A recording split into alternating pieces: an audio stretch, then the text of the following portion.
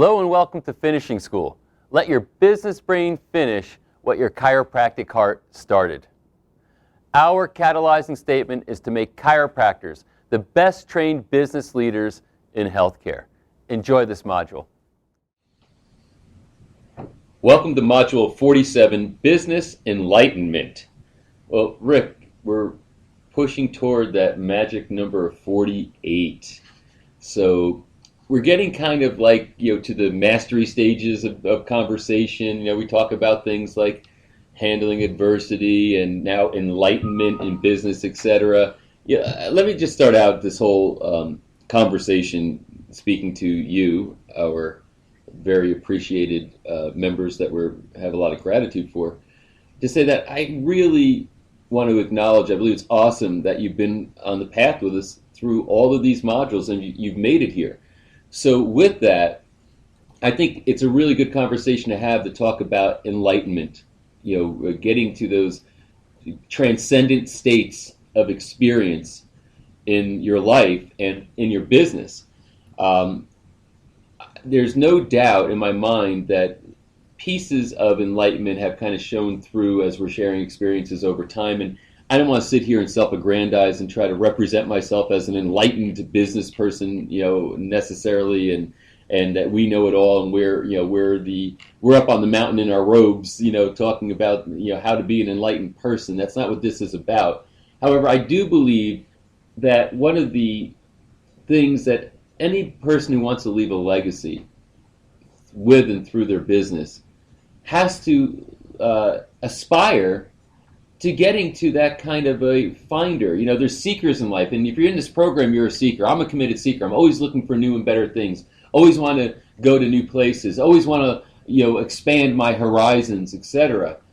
But eventually, you have to become a finder, putting back into the world what you found after all these years of seeking. Like I think for a part of enlightenment, I could tell you that's on my agenda. Rick, I know it's on your agenda. As a matter of fact, we're in your conference room. I'm looking up on a wall, seeing you next to a young gentleman that's a recent graduate, with his diploma. It's mentorship, right? It's basically saying, we've learned some things over the years. We've had some experiences over the years, and a part of our legacy is to mentor young, aspiring talent that is looking to make their mark on the world. So I think a big part of enlightenment, and we're going to talk about varying areas of enlightenment, but I think a big part of enlightenment is becoming a mentor, becoming somebody who's become a finder and wanting to put back into the world what they found and helping to develop the next generations of business leaders and entrepreneurs. So tell me, Rick, or why don't you tell the people who are listening why you get involved with mentorship and what that's meant to you. I get involved with mentorship, Patrick, because it fills my soul. It's so completely aligned with my purpose in life, which is to inspire entrepreneurship. And entrepreneurship to me means to take responsibility for outcomes. And it doesn't matter where you are in your life. You could be living in a trailer park. You could be a stay-at-home mom. You could be an entrepreneur dealing with adversity. Or you could be the President of the United States. The minute you decide to take full and total responsibility for outcomes that you need to produce is the moment that you become entrepreneurial. And so I hold that definition of entrepreneurship inside. And when I mentor people, I'm trying to do an enlightened exchange of what I've learned the hard way in life and transfer it to them. So I love mentoring personally. And sometimes I don't even know how it lands. I've had many people that I've mentored, children, young people, young adults, and sometimes nothing happens. Sometimes I get called and somebody wants to have lunch with me, and they'll ask me advice, and I'll give it to them. And there's a lot of people that walk around asking a lot of people for advice. And someone that asks a lot of people for advice but never takes any of that advice is called an asshole. So you taught me that definition yesterday. I never heard that before. An asshole. Yeah, an asshole. Someone who's constantly asking for advice but takes none of it, or does the opposite, I think is what it said in his definition. Yeah. So all of us know assholes. Those are not the people that I want to mentor. But occasionally you get an asshole. But at the end of the day, I love doing it. So I do want to, for the sake of the listeners, uh, tell you a definition of enlightenment. And we're going to have to relate this to business. But just hear this definition. And this is an online definition, but I really, really love it. And it speaks to a person, but it could also speak to a business. So, enlightenment is the awakening to ultimate truth by which man is freed from the endless cycle of personal repetitions to which all men are otherwise subject. I gotta read that again. I gotta read it again. The awakening to ultimate truth by which man is freed from the endless cycles of personal repetitions to which all men are otherwise subject. So what this definition is saying is we're all subject to the personal repetitions of everyday living, the ups, the downs, the stresses and strains, the anger, the nonsense. All of us are subject to that except the enlightened person. That is wow. So my how I envision that in my mind's eye is an enlightened person surfs above the everyday repetitions of a meager normal existence. And I would take it a step further and say the average business has all of the nonsense that it deals with, the coffee clutching and the gossip and the nonsense and all the crap. But then there's those enlightened companies like Southwest Airlines or Apple or United Bank, which is a bank in the southwest of Texas, which is very successful, very enlightened. Those enlightened companies surf above it. And so what we're trying to get you to see with this module is that you have an opportunity to create a legacy, but it will be a whole lot easier if you try to tap into some enlightened aspects of business and of yourself so that you could surf above the noise. I think a metaphor that would help to uh, understand that definition is think of your business or business as a concept being in this area that's kind of this flat land and there's a mountain next to it, but there's kind of like these maybe little hills and trees and other things around where you can stand on the road and you can look around and you can see certain isolated things. But as you move towards the business enlightenment, you're climbing the hill that's next to this whole landscape. And as you go up the hill, you start to see a little bit more. You get to see how things are kind of related to each other. Ultimately, the enlightenment comes when you get up above a certain perch, and now you can see the whole thing. And it's almost as the definition says, there's everybody down below going through their patterns and stuff, but not really seeing the big picture, if you will, and having that perspective. And that's really, I think, what enlightenment is. It's a matter of perspective that one obtains where they can see the world in a certain way. But there's a second part of enlightenment that I want to talk about now. Rather than what you look out into the world and you see, the second part, and probably even the bigger part, is what you see when you're looking into the mirror. So this becomes an issue of self-awareness. So these concepts, and as you notice, we're kind of beyond the business tactical side of our conversations at this point. We've done all that. I mean, we've got dozens of modules up to this point where we get into tactical business processes. You at this point you should have mastered all that, and now you're ready for the real kind of the ninja stuff, the Zen stuff, the high level stuff. So now is a point where we look at self-awareness is, I think, transcendent. It's transformative, and there's one exercise for self-awareness I think is kind of a cool thing, which is a 3-circle exercise. Which in one of the circles it is what's so. In other words, who you are, who you really are. A second circle is how you think the world sees you. And the third circle is how the world really does see you. When these 3 things are all the same thing, that's where you have pure self-awareness. And that is, again, this enlightened state of existence. If it's common, and Rick, tell me if you have any examples for this, because you probably have a long list of them, but it's common many times where people will say, well, here's how I think the world sees me. They see me as this, they see me as that, et cetera, et cetera. But the truth of the matter is they don't see it like that at all. In other words, imagine a business leader who thinks that his employees love him. Yet what's really happening is the employees are all saying all kinds of nasty crap about him, around the water cooler. That's a person who's not enlightened in business because he's really not aware of what's going on. He doesn't have the self-awareness, to really understand the truth about the culture of his business. Right. I'm going to give you an example of that, but I think it starts first with the ultimate form of success, as we've shared, is when you get to a point in life where you couldn't imagine trading places with anybody else. And that point in life where you get to that pinnacle of life, that fully enlightened state, is when the who you actually are matches up with how you think other people see you, which matches up with how, finish the statement. The third circle is how you think the world sees you and how the world really does see you. Right. Those are two other elements. So all of them align and they meld together as one. And when you get to that point, you no longer want to trade places with anybody else because your life is functioning at a level that is unparalleled.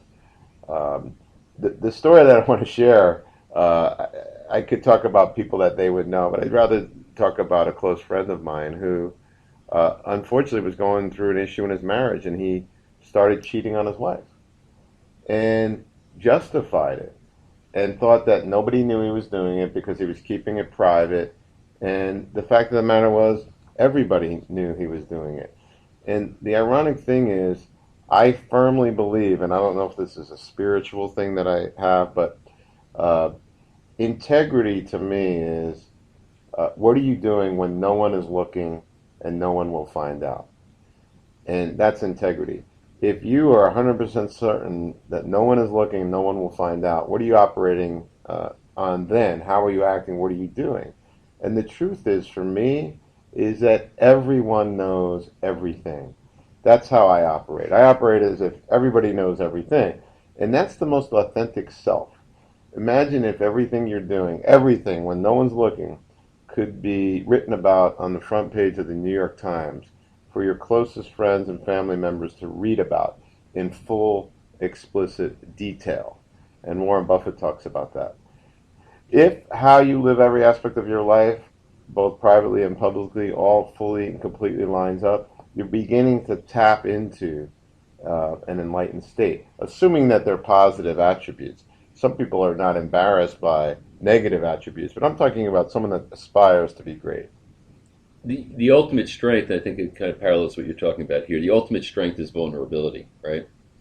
And a lot of times when people have created an image that's a false image, then they're in that predicament of, well, the way the world sees me is different than what is really true.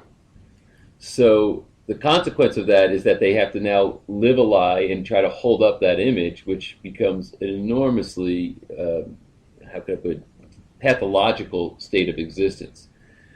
An example of somebody who's been completely open, completely vulnerable, completely honest, with his audience, if you will, that has created a huge success out of it is Howard Stern. Howard Stern, rather than try to pretend that things are different than what they are, he's turned his flaws, his OCD, his neuroses, and other such things into strengths that had his audience love him. He's the highest paid entertainer in the world. When he signed that contract with Sirius XM, which was Sirius at the time, $500 million 5-year contract, right? So why? His audience knows him, they trust him, they celebrate him, and they know, his vulnerabilities or his idiosyncrasies or his what some might refer to as weaknesses, and they know his strengths, and they relate to him. So this is a paradoxical thing because in order you want to be a leader, so you want people to have confidence in you.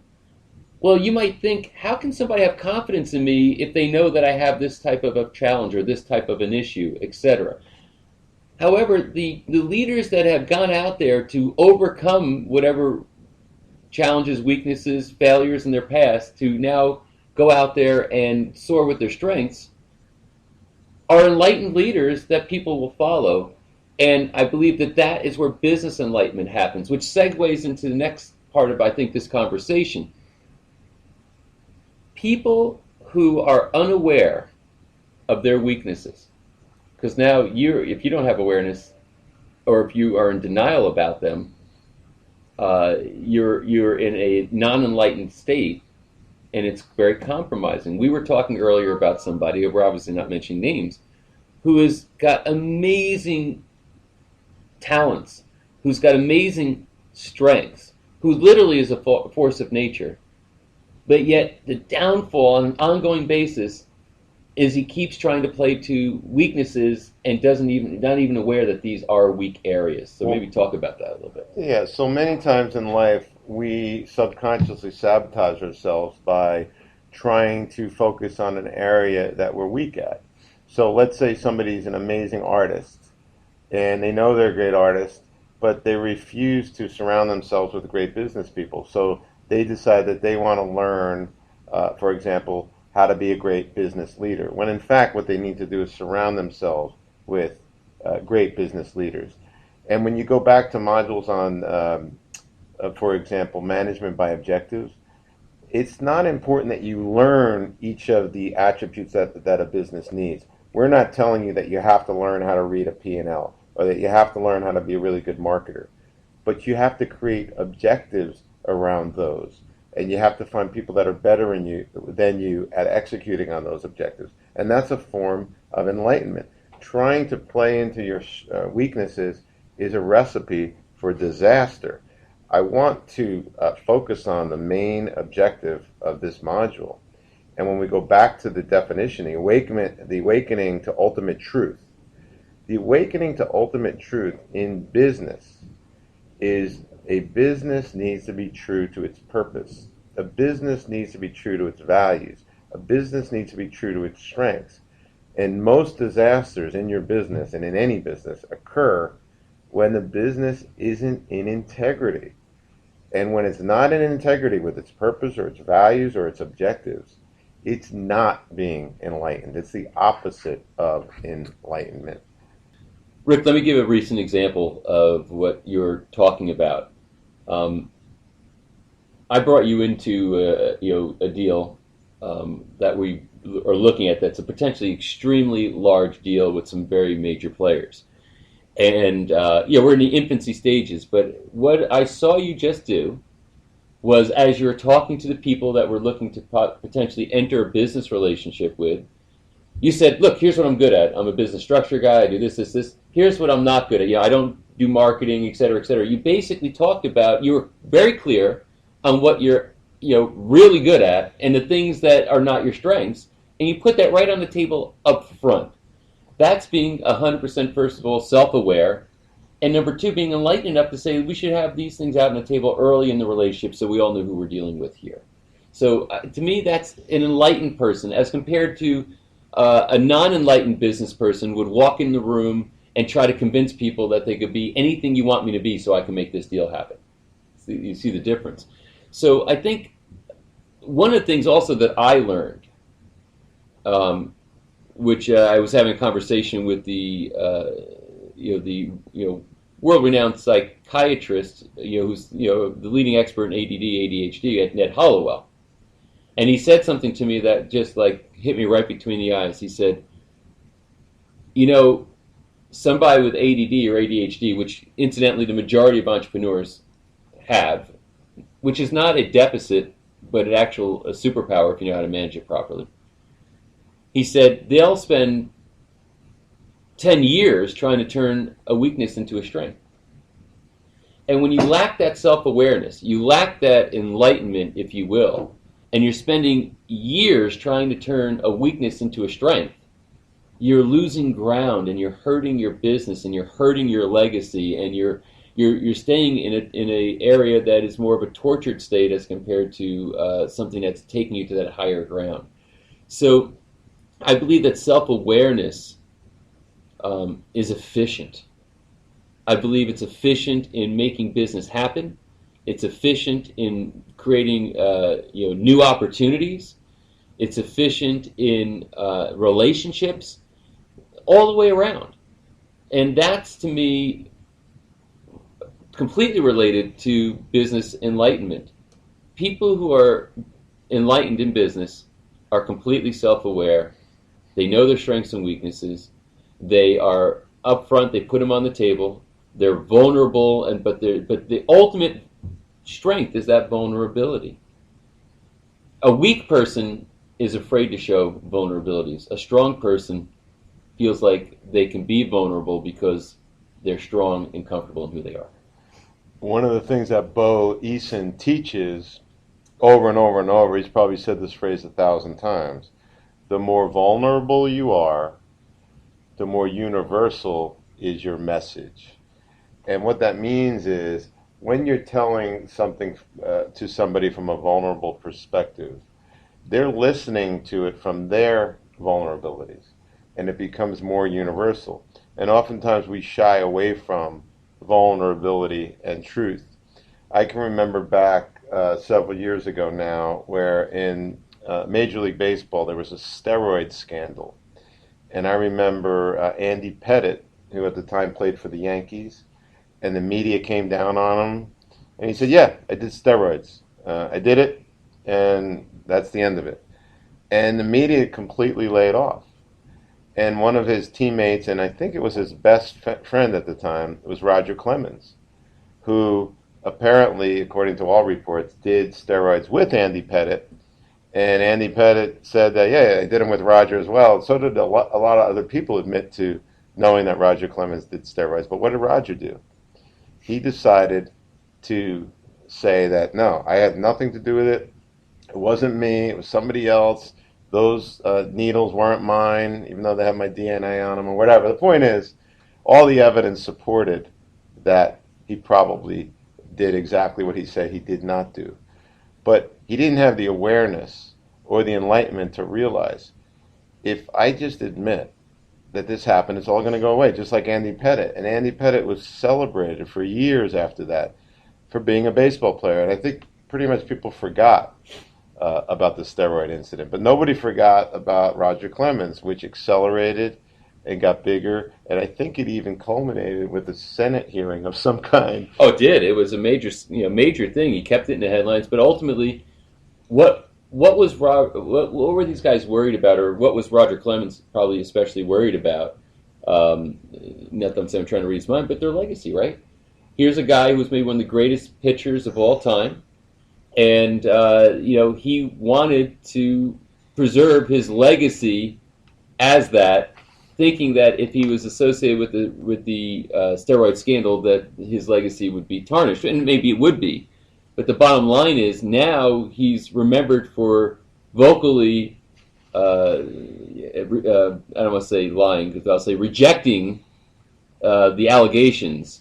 And that's what people think about. And like you said, with Andy Pettitte, they still remember he's a great pitcher, but there's no more attention really on him. Yeah, maybe he did steroids, but what are most people thinking? Well, everybody was doing them, so it kind of leveled the playing field as compared to, he took competitive advantage. Bottom line, and I'm not trying to advocate or defend or anything else here, but I think your point is well taken, is that you have to be authentic. Otherwise, because it's what now we're back to the three circles. What's true?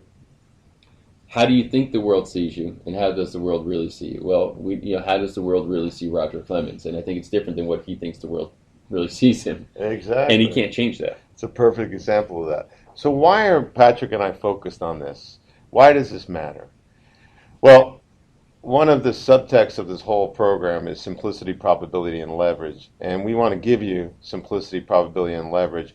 But we also would like for you to go work out in the gym on simplicity, probability, and leverage so you could express it more. And what does that mean? That means the only way for you to have simplicity, probability, and leverage is to practice and train with simplicity, probability, and leverage. Enlightenment Business enlightenment, personal enlightenment, these are really good things to focus on. Why? Because it makes you an attractive person. Your business becomes an attractor. You as a person become an attractor to like-minded people. So when you're completely and fully on purpose, and you're completely and fully engaged in living a life that's congruent with your values, you become attractive to people. And that is the ultimate form of simplicity, probability, and leverage. Businesses that are on purpose fully, like Southwest Airlines, they at one point in time over a 30-year period was the single best performing stock on all stock exchanges. Think about that. An airline in a highly regulated business where fuel prices are completely unpredictable, going through all of the different oil crises that have occurred, including this 1973, etc., and they're the number one performing stock. That only happened because they are an enlightened company. And there's more to say about enlightened companies in two books that I want to reference that you can read on your own. One is Conscious Capitalism, written by Raj Sisodia and also the founder of Whole Foods, John Mackey. Another book is called Firms of Endearment. And Firms of Endearment talks about enlightened companies, companies that are conscious, companies that are attractors. And these enlightened companies have outperformed the stock market by more than 5 times. 5 times. So this is why we're talking about this topic, because you have simplicity, probability, and leverage. You'll have more predictable results. You'll become more attractive. And for me, and I may only be speaking for myself, but I hope I'm also speaking for all of you, that makes life more enjoyable. I have recently added to my values list. Patrick knows this because in our accountability group we went over our values. I've recently added 2 values. And my values have been pretty static for a long time, but I've added 2. And the first one I added was enjoyment. I want to enjoy every minute of my life. I want to look for the good in everything. I want to seek opportunities to enjoy. And wherever I am, I want to enjoy it. I'm enjoying recording this audio with Patrick. I'm enjoying getting ready for boot camp.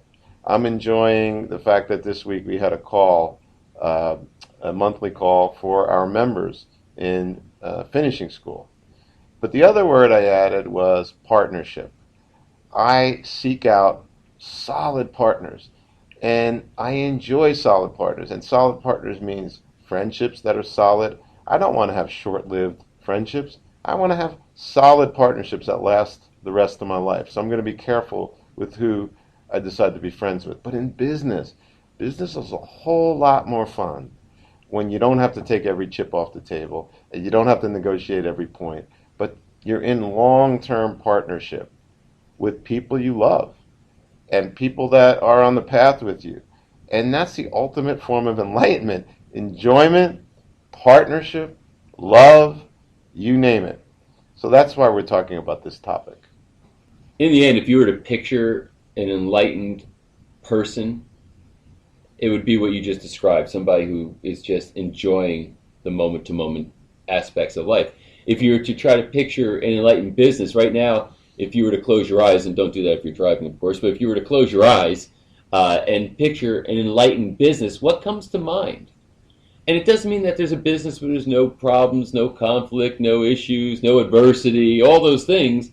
But what comes to mind is the general nature of a existence of an entity, in this case, your business, that has a spirit about it that is benevolent, that's positive, that's doing something important in the world, that's profitable, that is that its stakeholders all feel rewarded, and in the end, you kind of have this beaming business leader, you, who is on top of the mountain, looking at the landscape, seeing how it all works, with a general sense of competency in life and fulfillment. It's almost, Patrick, as you say that, describing a magnetic force for good. And what do I mean by that?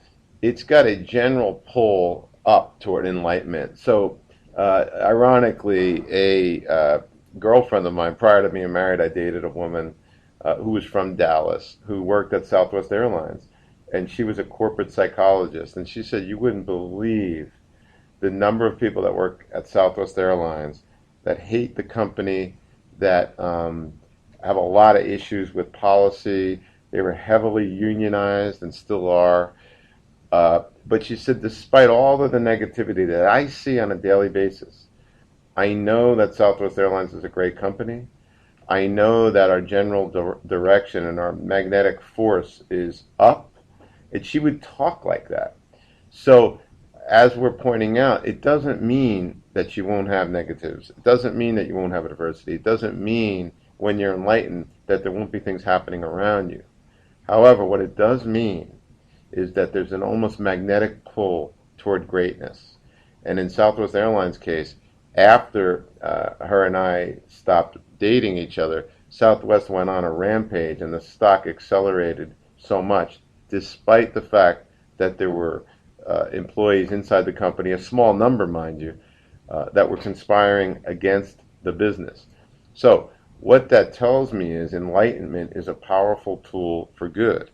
And I want you to imagine from this point forward in your life that you take to heart Guy Finley's quote, which is, good things happen to those who see the good in all things. If you see that everything that's happening to you is great, it's good, it's for my benefit, you're beginning to tap into an enlightened state. If you see everything is negative and I can't believe this is happening to me, you're doing the opposite. And you might think, well, this is kind of subtle, maybe subtle and nuanced, but wow, is it powerful. It is powerful stuff. And organizations that get it, organizations that are profiled in Conscious Capitalism, the book, and Firms of Endearment, the book, organizations that are on the Fortune 100 list of best companies to work for, all of those companies in all three of those resources I just mentioned way outperform the stock market year in and year out through good times and bad. And what we're trying to enlighten you to is this subject of enlightenment, congruency, love, enjoyment, partnership. You get it. So, in summary here, I think that enlightenment is something that happens with the intention to get there. That it's a direction, it's a compass setting that you move toward. And at this point, through all the training that you've done here, maybe maybe you're already there. You might be there ahead of us. I don't know, but I believe that getting to the state of business enlightenment puts you in a mode of existence that is a transcendent mode, similar to what the quote was saying, or the definition was saying, where everybody else is kind of down below and they're going through the same motions over and over again, and you've transcended it all, and now you're having an experience in business, and your business is having an impact that is in that enlightened sphere. So, Rick, any final enlightened words? I have just absolutely enjoyed this module. I've enjoyed preparing for it, Patrick. I've enjoyed preparing for all the modules. I hope that the editing job gets the essence of what we're trying to teach you down. I wanted to say, however, that oftentimes we teach what we most need to learn or what we most want to learn. And I want to learn how to stay in an enlightened state. I touch on it when I meditate. I touch on it when I'm on purpose. I touch on it when I'm speaking in front of the boot camp. I touch on it when I'm mentoring or coaching someone. But I want to stay there all the time. It feels to me like a powerful place to be. And it makes life much more livable. Thank you so much for trusting us and being with us for Module 47. Remember to let your business brain finish what your chiropractic heart started. We want chiropractors to be the best trained business leaders in healthcare.